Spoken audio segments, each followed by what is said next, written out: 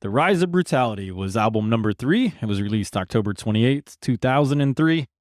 12 songs going for 32 minutes. This is the first album without Lou Richard on rhythm guitar. Lead guitarist Sean Martin handled both during the recording session, and the album opens with Tear It Down. As I mentioned, the outro from Perseverance turned into this banger to open the album. A song about standing up to injustice and tearing down those walls. What do you guys think of the opener? Yeah, real quick, you said they go down to a 4-piece on this. That is also mostly the era I seen when they had Sean Martin. They were just a 4-piece. That's mostly the Hatebreed I've seen live. Yeah. Like it was 2 of the 3 Perseverance ones, and then this tour, and then I think the next one they still was just a 4-piece unit. So just saying. Then we seen them all together last year. Yeah. Last year, so yeah. And then the first time I seen them, they still had the 5 fucking guys. But Tear It Down, production is even better than the last album. It's beefier yet cleaner. It definitely honed in that killer guitar crunch, cool drum intro. They give you exactly what you want, some big meaty riffs, stomping drums, and positive rage vocals. It's a good opener. Yeah, great opener. I like this concept, and I wish it happened more often. I like that they closed it with the little snippet of this song, and then they opened the next one. It's like a teaser for the next album. And then they never did it again. That would have been neat if they kind of kept that going. Yeah. I liked it a lot. Yeah.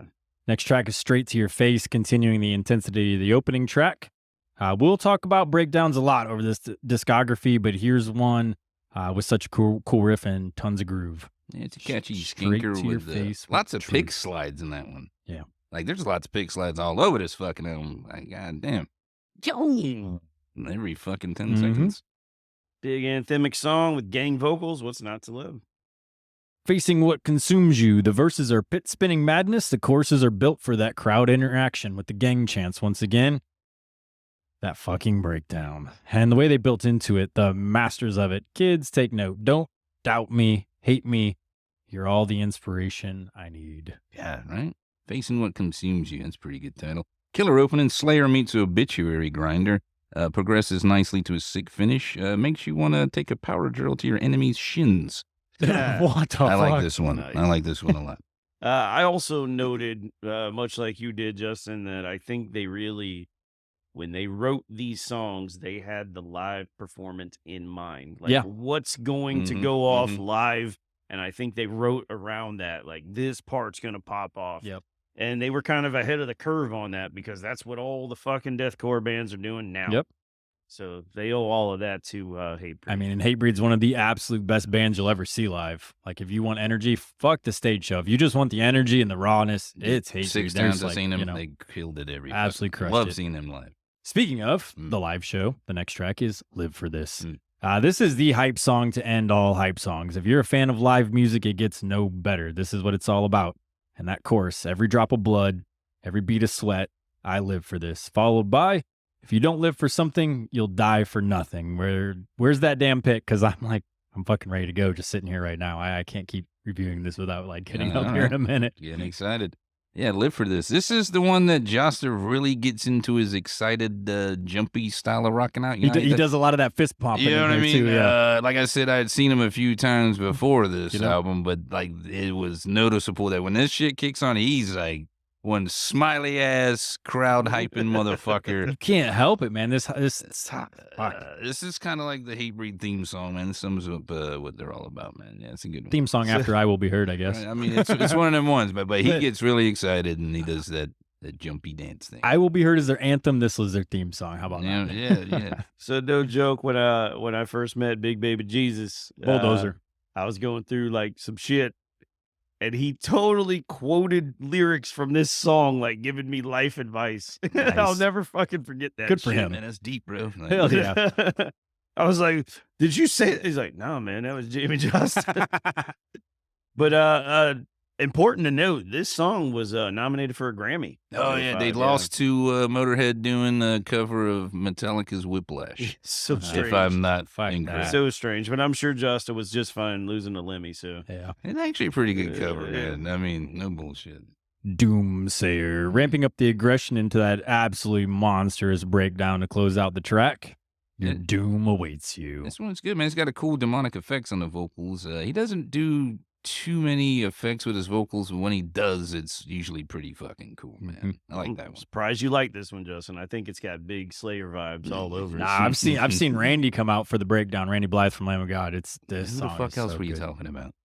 Randy Rhodes, maybe. Randy from South Park. Hey, we gave Randy you 2 Randys Marsh. pretty quick there. You I got to didn't give hear us no fucking bell. credit on that shit. I didn't hear no bell. Another day, another vendetta. That opening riff is so groovy and catchy. It comes and goes throughout the powerful lyrics. Another day, another vendetta. All you can do is stay true to you. Yeah, the leads on this remind me of something Mark Rizzo from Soulfly would do, and I don't like that shit. I don't like this one. You got a problem with Rizzo, huh? I do, man. Yeah, man, Old bulldozer. Sorry you like some crap, but he's hated on Rizzo even more than Lars, I dude. know, Like, he fucking hates Rizzo. sounds so dumb. You know what I mean? yeah, this is the this was written for the old school hardcore kids, I think. It's got that old school, like, two-stepping, just good time track. Isn't that a lyric too? Something like Two-stepping? that. I don't know if it's that. No, this was written for the. I mean, I don't know. think it Earlier, is. you were recapping the last album, and I was like, is he quoting Hatebreed I was lyrics? Because you're like, I said spitting venom. And shit, you know? A Lyrics, lesson guys. lived is a lesson learned. A reminder that every experience, positive or negative, shapes who we are and strengthens our resolve. Some scars are meant to be worn with pride. Every day is knowledge to use in life. There's some positive lyrics for you. Yep. I learned an important lesson on that one. I learned that my neck is not as strong as it used to be, and I God. have to go easy when I'm listening to Hatebreed. My neck is so fucked right now. If I see Hatebreed again, I might not be able to walk leaving. All right. Beholder of Justice, a relentless onslaught to the drums on this one. The bass riff for the back half is simple but nasty. Did you like that, Bobby? It's got a nice opening riff, solid Nah. militant groove. I like the riff in the chorus. It's kind of like Becoming. Like, it's a yeah. cool contrast to the rest of the song, and the breakdown is great.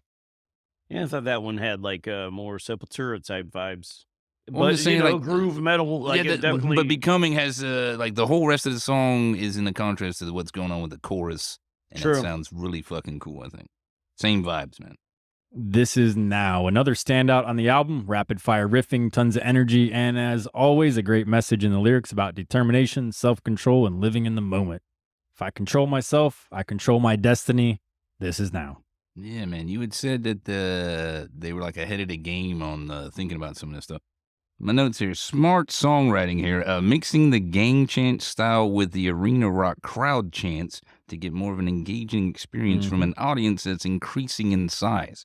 Because they're hardcore dudes used to doing like the 20 fucking people playing on the fucking floor. Now they're getting these bigger shows. You can take that gang chant vibe, but then mix it with the big arena rock, you know, like Kiss and Iron Maiden and big. You mix it with that, and that's what they did on this fucking thing. And now when they in the shows, they can engage the fucking crowd. Everybody wants to sing along like a ding dong. Fucking super smart, like you said. They was ahead of the game on that shit. That's all the deathcore shit that's going on now. I need a Pantera Lamb of God Hatebreed tour. Let's get that shit going. That'd be incredible. Right?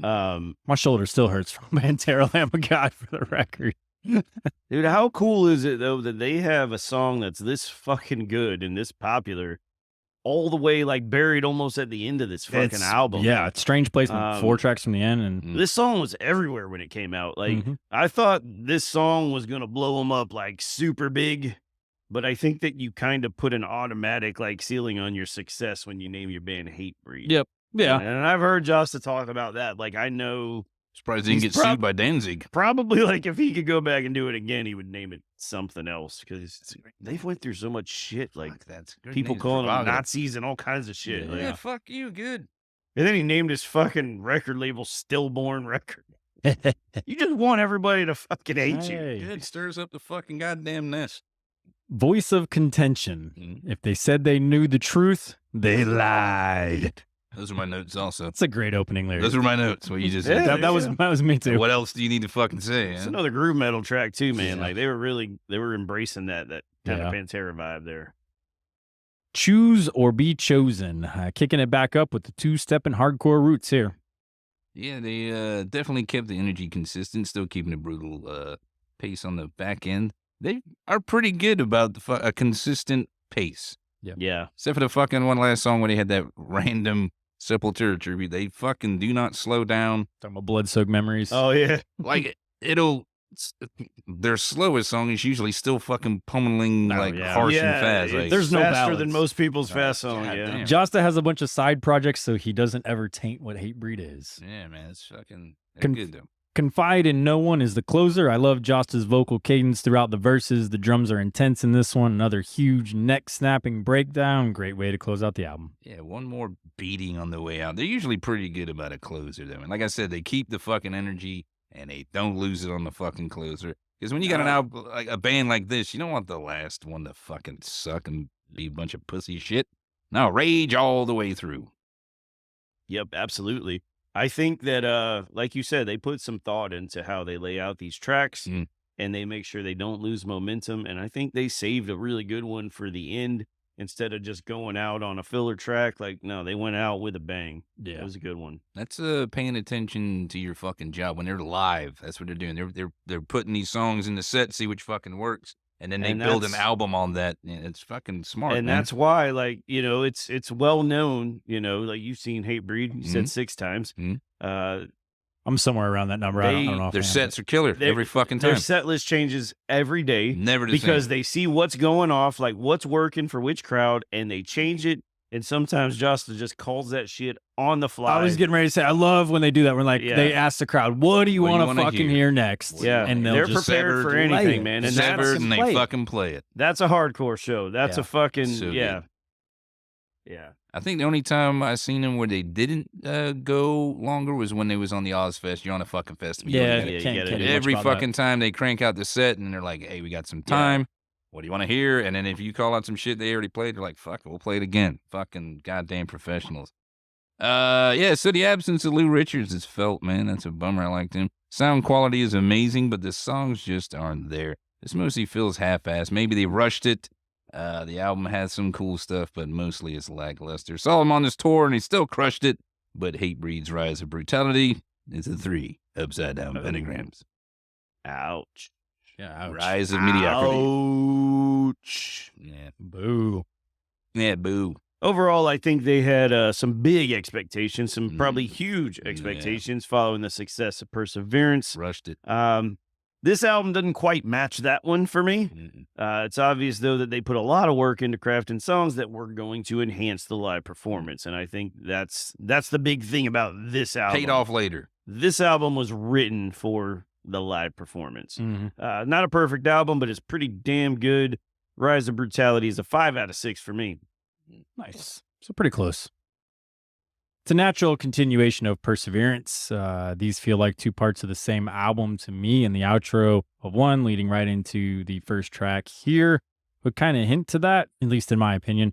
Everything we've come to expect from Hatebreed's here, crushing riffs, brutal breakdowns, and intensely powerful lyrics.